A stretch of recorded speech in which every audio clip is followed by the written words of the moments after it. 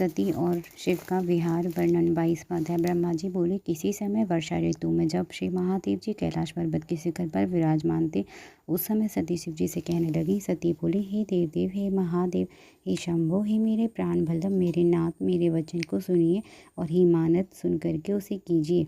हे नाथ, उस समय यह परम कष्टदायक वर्षा काल आ रहा है तथा अनेक वर्ण के मेघों के गर्जन से आकाश तथा दिशाएं व्याप्त हो रही हैं। कदम्ब के पराग से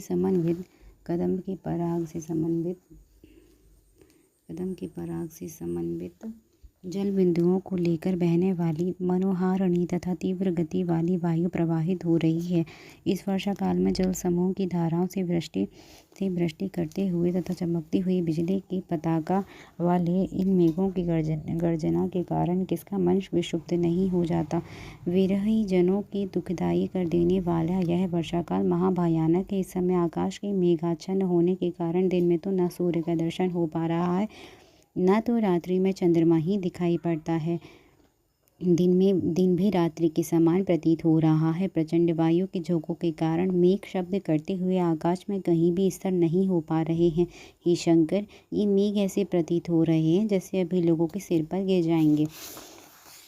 हे शंकर, हवा के वेग से बड़े बड़े वृक्ष आकाश में नाचते हुए से प्रतीत हो रहे हैं। ये कामी जनों के लिए सुख देने वाले तथा भीरू जनों को भयभीत करने वाले हैं। काले तथा चिकने बादलों वाले आकाश के ऊपर उड़ती हुई बकपंक्ति यमुना नदी के ऊपर बहते हुए फेन जैसी प्रतीत हो रही है। ईश काली रात्रि में बादलों में छिपा हुआ यह चंद्रमंडल समुद्र में प्रदीप्त हुई वड वाग्नि के समान प्रतीत हो रहा है। विरूपाक्ष इस मंदराचल पर्वत शिखर के प्रांगण में भी वर्षाकालीन घासें उगाई हैं। फिर अन्य स्थानों की चर्चा ही क्या करूं।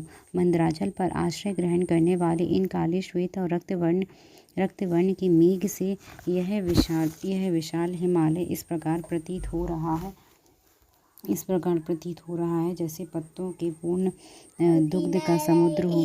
श्री शोभा सभी वृक्षों को त्याग कर केवल विषमता से किंशुक वृक्षों को शोभित कर रही है। जिस प्रकार महालक्ष्मी कलयुग में सज्जनों को त्याग कर सभी ऊंचे नीचे पुरुषों को प्राप्त होती है।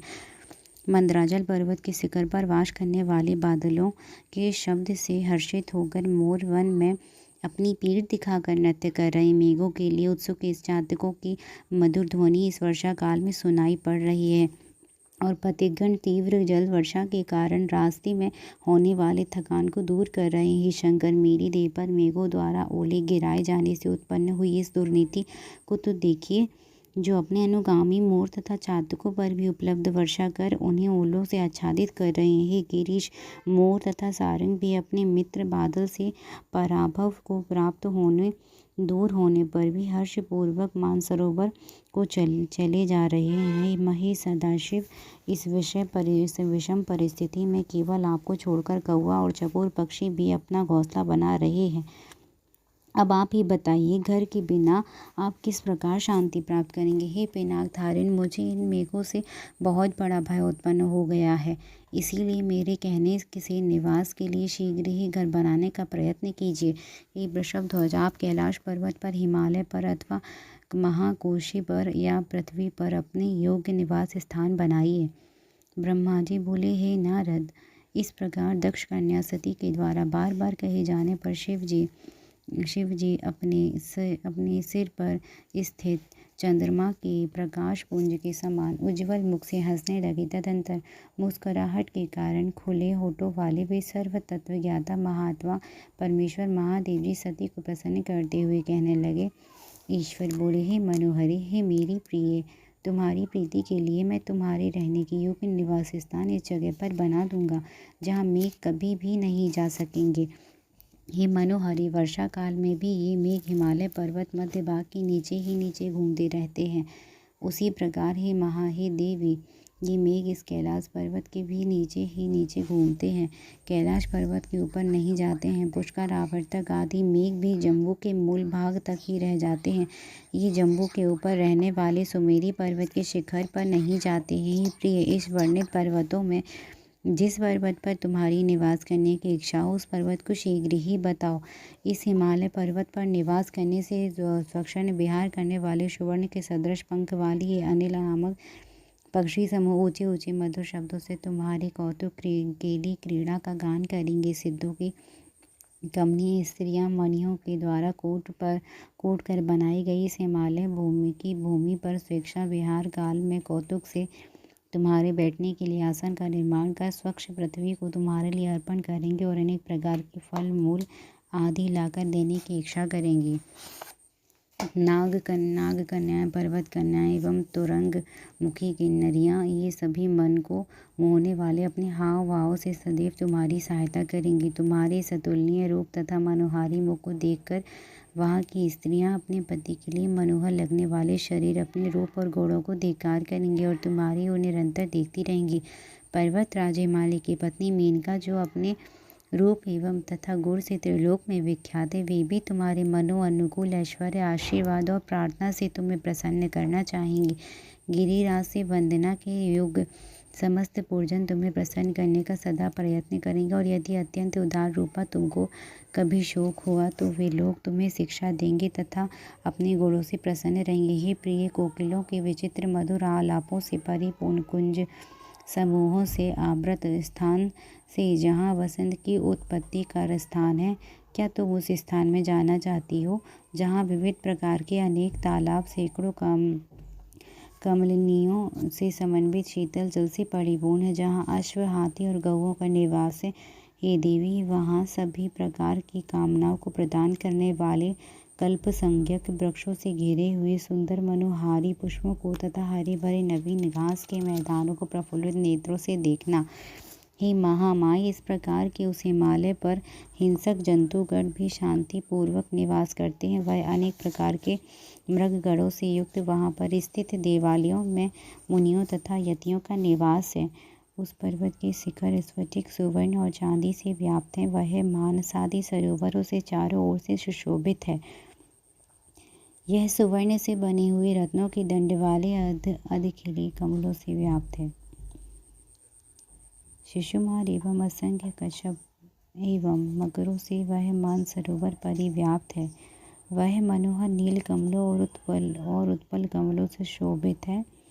हे देवेशी, यह कमल पुष्पों से गिरते हुए सुगंधित कुमकुमों से व्याप्त है। गंधों से समन्वित स्वच्छ जलों से वह मन सरोवर पूर्ण है। मान सरोवर का तट हरे भरे ऊंचे और नवीन घास वाले भूमि भाग से सुशोभित है। यहाँ के शाखोट के वृक्ष इस प्रकार प्रतीत हो रहे हैं जैसे अपनी शाखा को हिलाकर नृत्य कर रहे हों। अपनी इच्छा के अनुसार अनेक प्रकार के रूप धारण करने वाले देवताओं, सारसों, मत वाले चक्रवाकों से मानसरोवर सुशोभित हो रहा है। परम आनंद को प्रदान करने वाले भौरों के मधुर शब्दों से गुंजित वह मानसरोवर महान उद्दीपन करने वाला है। मेरु पर्वत के ऊंचे शिखर पर इंद्र, कुबेर, यम, वरुण, अग्नि, नृषति, वायु, ईशान की पुरियां हैं, जहाँ देवताओं का निवास स्थान है। रंभा, सची एवं मेनकादि अप्सराओं से वह मेरु शिखर सुशोभित है। हे देवी, क्या तुम उन समस्त पर्वत के राजा तथा पृथ्वी की सारभूत महारम्य सुमेरु पर्वत विहार करना चाहती हो? वहाँ निवास करने से सखियाँ एवं अप्सराओं सहित सची देवी तुम्हारी उचित सहायता करेंगे। अथवा तुम मेरे आश्रयभूत कैलाश पर, जो पर्वतेंद्र के नाम से विख्यात है, उस पर निवास करना चाहती हो, जहाँ पर कुबेर की अलकापुरी है, जहाँ गंगा की धारा बह रही है, जो स्वयं पूर्ण चंद्र के समान समुज्ज्वल है, और जिस कैलाश की कंदराओं शिखरों पर ब्रह्म कन्याएं मनोहर गान करती हैं। यह कैलाश अनेक प्रकार के मृग गणों के समूहों से युक्त सैकड़ों कमलों से परिपूर्ण एवं सुमेरु पर्वत की अपेक्षा समस्त गणों से युक्त एवं सुंदर है तथा सुंदर है। हे देवी, इस स्थानों में जहाँ कहाँ भी तुम्हारी रहने की इच्छा हो, उस स्थान को शीघ्र ही मुझे बताओ। मैं वहाँ तुम्हारे लिए निवास स्थान का निर्माण करूँगा। ब्रह्मा जी बोले। शंकर के इस प्रकार कहने पर सती देवी अपने निवास भूत स्थान का लक्षण इस प्रकार कहने लगी। सती बोली, हे देव, अब मैं आपके साथ इस पर्वतराज हिमालय पर ही निवास करना चाहती हूँ। आप इसी पर्वत पर शीघ्र पूर्वक निवास स्थान का निर्माण कीजिए। ब्रह्मा जी बोले। सती द्वारा इस प्रकार कहे जाने पर शंकर जी अत्यधिक मोहित हो गए और सती को साथ लेकर हिमालय पर्वत के ऊंचे शिखर पर चले गए। सिंधांगनाओं से युक्त पक्षियों से सर्वथा अगम्य अनेक छोटी छोटी बावलियों से युक्त विचित्र कमलों से विचित्रित और प्रातःकालीन सूर्य के समान सुशोभित उस शिखर पर शिवजी सती के देवी के साथ चले गए। वह स्फटिक मणि के समान समुज्ज्वल हरे भरे वृक्षों से तथा घासों से परिपूर्ण विचित्र पुष्पों वाली बावलियों से युक्त था। उस शिखर के वृक्षों की शाखाओं का अग्रभाग विकसित पुष्पों से सुशोभित था। भौरे गुजार कर रहे थे। वह नील एवं अनेक वर्ण के कमलों से परिव्याप्त था। चक्रवाक, कदम, हंस, शुक, सारस और नीली गर्दन वाले क्रौंच पक्षियों के शब्दों से वह शिखर शब्दायमान हो रहा था। उस शिखर पर पुष्प कोकिल मनोहर शब्द कर रहे थे। वह अनेक प्रकार के गढ़ों, किन्नरियों, सिद्धों, अप्सराओं तथा गुहकों से सेवित था। विद्याधरियों, देवियों और किन्नरियाँ वहाँ विहार कर रही थी तथा पर्वतीय स्त्रियों एवं कन्याओं से वह मुक्त युक्त था। वीणा, सितार, मृदंग एवं पटह के वाद्य यंत्रों पर नृत्य और कौतुकी कर रहे हैं। करती हुई अप्सराओं के समूह से वह शिखर सुशोभित हो रहा था। दीर्घिकाओं, खिले हुए तथा सुगंधित पुष्पों और निकुंजों से यह शोभायमान हो रहा था। इस प्रकार की शोभा से युक्त पर्वतराज हिमालय के शिखर पर शंकर जी सती देवी के साथ बहुत काल तक रमण करते रहे। महादेव जी उस स्वर्ग के समान दिव्य स्थान में सती के साथ देवताओं के वर्ष की गणना असुर 10,000 वर्ष तक प्रसन्नतापूर्वक विहार करते रहे।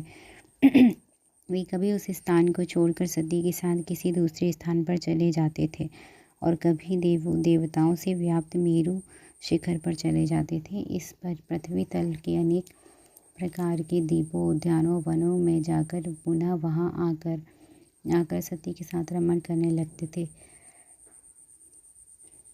शिवजी का मन यज्ञ, ब्रह्म और समाधि में नहीं लगता था। वे शंभु दिन रात मन से सती में ही प्रीति करते रहते थे। इसी प्रकार सती भी निरंतर महादेव जी के मुख का अवलोकन करती रहती थी और शिवजी भी सती के मुख को देखते रहते थे। इस प्रकार वे शिव और सती परस्पर के संयोग से स्नेहपूर्वक जल द्वारा अनुराग रूपी वृक्ष को सिंचित कर बढ़ाने लगे। जय जय श्री शिव महापुराण 22वें अध्याय की जय हो।